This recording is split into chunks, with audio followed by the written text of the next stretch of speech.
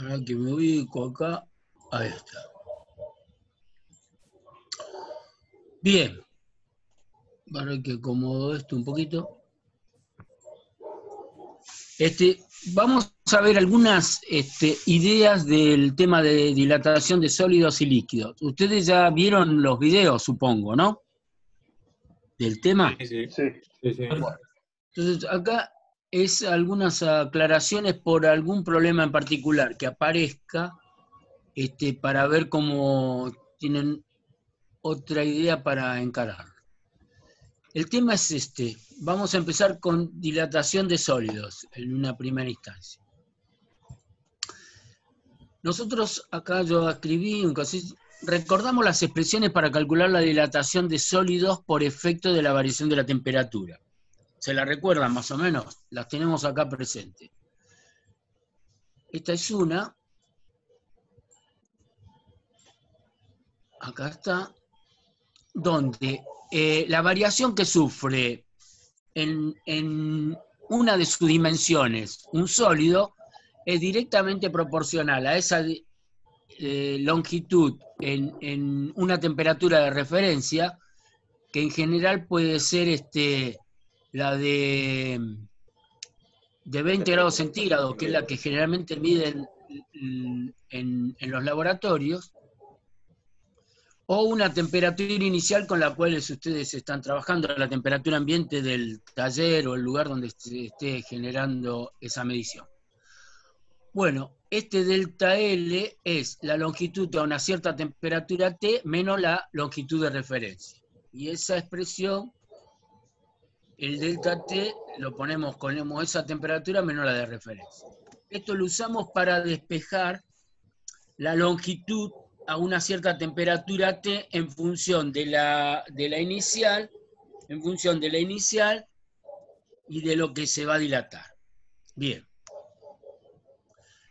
Vamos a hacer algunas consideraciones. Hay que tomar en cuenta que si realizamos una cierta medición, nuestro instrumento de medición también sufre modificaciones en sus dimensiones, debido a la dilatación del material del cual está fabricado. Esto significa lo siguiente. Yo voy a poner acá el instrumento de medición. Esto significa que si nosotros tuviésemos como instrumento de medición una cinta elástica en la cual nosotros le grabamos las longitudes en milímetros, centímetros, etc., nosotros lo colocamos sobre un objeto y tiene una medida. Pero si después se nos ocurre colocarlo sobre otro que tenga una medida distinta y nosotros a esa cinta la estiramos hasta que coincida con la otra, podríamos decir que los dos objetos están con la misma longitud. Pero uno diría, pero eso es falso, porque en uno lo pusiste sin estirar y en el otro lo pusiste con la longitud estirada. Bueno, eso mismo es lo que ocurre cuando el instrumento sufre variaciones de temperatura. Se estira o cambia su longitud, lógicamente, no exageradamente como la cinta elástica, pero también cambia su longitud. ¿Hasta ahí estamos de acuerdo? Entonces, supongamos que queremos medir un cierto diámetro, un cilindrito que tiene un cierto diámetro. Si fuese esta la medida, y si estaríamos trabajando a 20 grados centígrados, como marca acá el instrumento de medición, este diámetro sería el adecuado en la medición y concordaría con la longitud que marca el instrumento. Un cachetito que admitimos acá a este muchacho. Bien.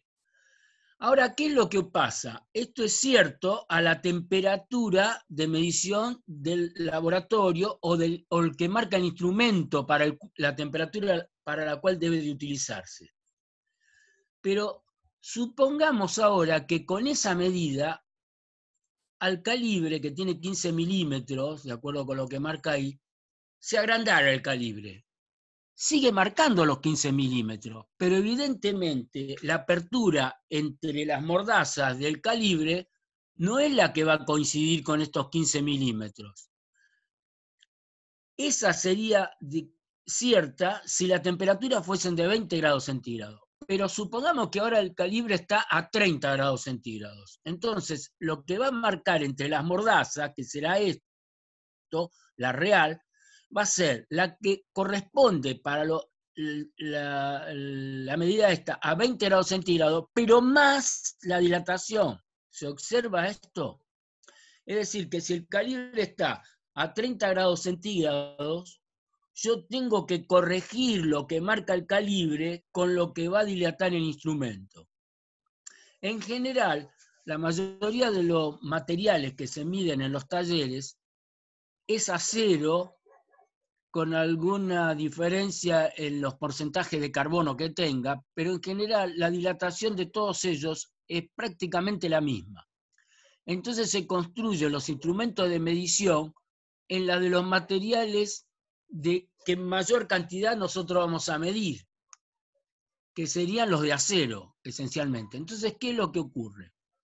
Si el instrumento se encuentra a la misma temperatura que el material que tengo que medir, no importa ya que sean 20 grados centígrados, porque los dos van a dilatar en la misma proporción. Entonces, aunque estén a 30 o 40, las dimensiones cuando se vaya a medir en el laboratorio a 20 grados centígrados van a coincidir. Pero si estoy midiendo en lugar de acero un material como puede ser el latón, bronce, cobre o aluminio, no van a coincidir esos valores. La diferencia será muy pequeña, pero es diferencia al fin. Bien, continuamos. Ahora vamos a ver dilatación de líquidos. En la dilatación de líquidos tenemos las mismas expresiones,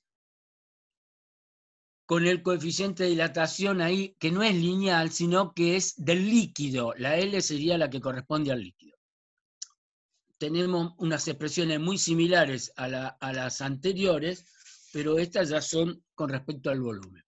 Bien, si nosotros vamos a volcar un líquido en un recipiente, lo volcamos, y estamos a la temperatura de 20 grados centígrados, el líquido va a cubrir hasta una cierta, digamos, no va a ocupar todo el volumen. Supongamos que el líquido no va a rebalsar, sino que va a estar cercano al volumen del recipiente, pero no lo va a desbordar. Pero si le aumentamos la temperatura, observamos que ese líquido ya tiende a ocupar prácticamente todo el volumen del recipiente. De todos modos, el recipiente también dilata. Lo que ocurre que los sólidos tienen un coeficiente de dilatación de alguna manera volumétrica, ahora vemos cómo funciona eso, que es mucho menor que el de los líquidos. Pero si le aumentáramos la temperatura, por ejemplo, hasta 100 grados centígrados, el volumen se va a desbordar. Entonces nosotros tendríamos que hacer lo siguiente. A las expresiones que ya teníamos anteriormente ya calculadas, vamos a hacer esto. Vamos a calcular el volumen del líquido con el alfa del líquido y vamos a calcular el volumen del recipiente, la R sería recipiente, pero como es un sólido, perdón ahí que se me fue, como es un sólido y lo que está tabulado es el coeficiente de dilatación lineal, para usar el coeficiente de dilatación volumétrica de ese sólido tendremos que multiplicar el lineal por 3. Esa es una aproximación que se hizo en los videos. Y aclaramos otra cosa más. El recipiente, supongamos que fuese un vaso de vidrio, y yo lo ahueco, supongamos que sea completamente cilíndrico, y yo lo ahueco de manera tal que le saco un cilindro del interior, de manera que queden las paredes de ese recipiente y en la base, ¿no es cierto? Le extraigo ese volumen de sólido. Ese sólido que extraje se dilata exactamente igual que el hueco que dejó.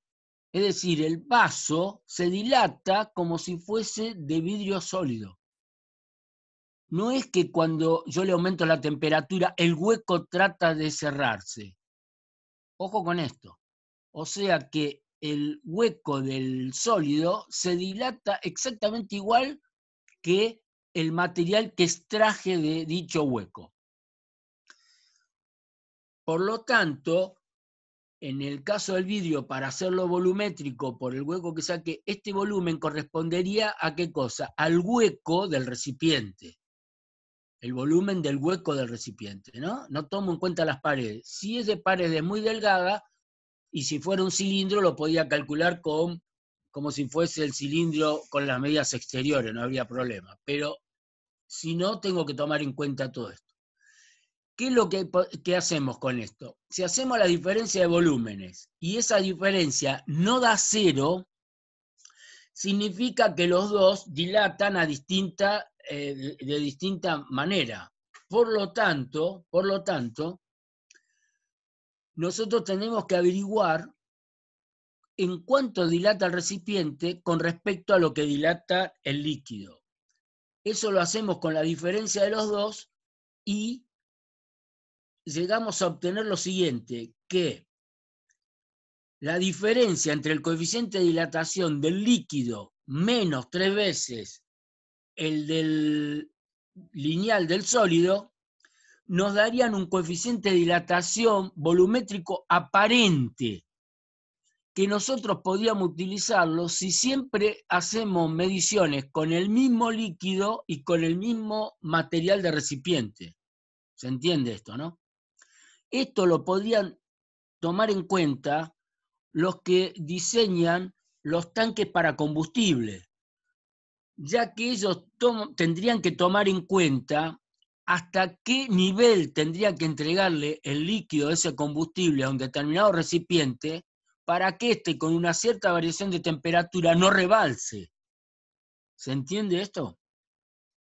Entonces, a ellos en particular, ya que trabajan con el mismo tipo de recipiente y trabajan con el mismo tipo de líquido que sería el combustible que van a transportar, les interesaría a lo mejor trabajar con el coeficiente de dilatación aparente.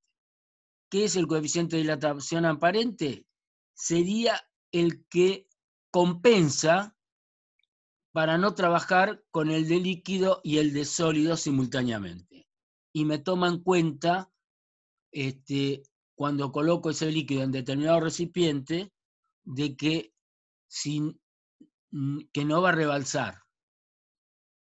Y puedo calcular las temperaturas con las cuales me puedo manejar para que este no rebalse. Bueno, hasta aquí ya más o menos sería la idea para tomar en cuenta entre los dos. En el calibre que yo puse inicialmente, la temperatura de 20 grados centígrados, esa se la coloqué yo.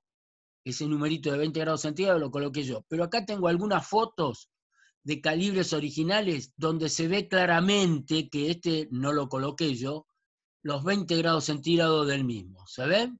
¿Se alcanzan a ver? Esto indica que hay que medir a esta temperatura. Pero si no mido a esta temperatura, porque en el taller donde estoy trabajando en verano está haciendo 30 grados, bueno, tengo que tomar en cuenta que el instrumento sufre una variación en las mediciones y la tendría que tomar en cuenta si trabajo con una precisión lo suficientemente importante. En los calibres esto por ahí no es tanto. ¿Por qué motivo? Porque ya de por sí tiene una incertidumbre del orden de la décima,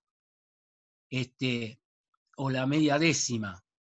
Pero si trabajo con micrómetros o con otro tipo de instrumento de mayor precisión, eso hay que tomarlo en cuenta, porque si no se comete un error en la medición muy importante.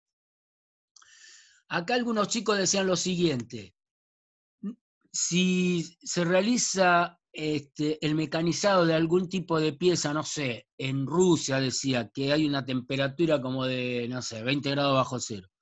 No importa dónde se realice el mecanizado y tampoco importa a qué temperatura se lo haga. Lo que sí tiene que respetar las dimensiones que marque el plano pertinente. ¿Y qué es lo que tiene que lograr? Tiene que hacer los cálculos de variación de las longitudes o de las medidas de manera tal que cuando lo lleven al laboratorio a 20 grados centígrados coincidan con las que le exige el plano correspondiente. Como la presión es más o menos constante en todas partes del planeta, y las variaciones son muy pequeñas, las únicas variaciones que sufre en las dimensiones es generalmente, o las más importantes, son generalmente por la temperatura, variación de la temperatura. ¿Listo? Bueno, cualquier duda, consulta. Dejo de compartir y vemos otra pantalla.